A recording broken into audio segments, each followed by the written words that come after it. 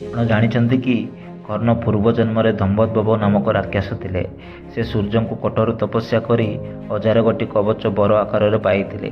ଏହି ବର ଅନୁସାରେ ଗୋଟିଏ କବଚ ଭାଙ୍ଗିବାକୁ 1000 ବର୍ଷ ତପସ୍ୟା କରିବାକୁ ପଡ଼ିବ ଓ କବଚ ଭାଙ୍ଗିଥିବା ବ୍ୟକ୍ତି ସେଇଠି ହିଁ ମୃତ୍ୟୁବରଣ କରିବ। ବର ପାଇବା ପରେ ସେ ଅମର ଓ ଅଜୟ ମନେ ହେଉଥିଲେ।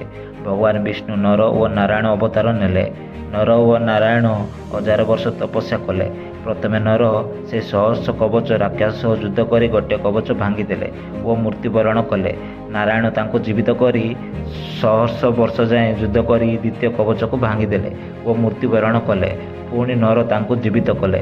ଏହିପରି ଦୁହେଁ ସହସ୍ର କବଚର 999ଗୋଟି କବଚକୁ ଭାଙ୍ଗିଦେଲେ। ଭୟରେ ସେ ରାକ୍ଷସ ସୂର୍ଯ୍ୟଦେବଙ୍କ ଶରଣ ନେଲେ। ପରଜନ୍ମରେ ସେ କର୍ଣ୍ଣ ଭାବରେ ପରିଚିତ ହେଲେ, ଯିଏକି ଗୋଟିଏ ଦିବ୍ୟ କବଚ ନେଇ ଜନ୍ମ ହେଲେ। କର୍ଣ୍ଣ ଅର୍ଜୁନ ଅର୍ଥାତ୍ ନର ଓ ଶ୍ରୀକୃଷ୍ଣ ଅର୍ଥାତ୍ ନାରାୟଣ ହାତରେ ମୃତ୍ୟୁବରଣ କଲେ।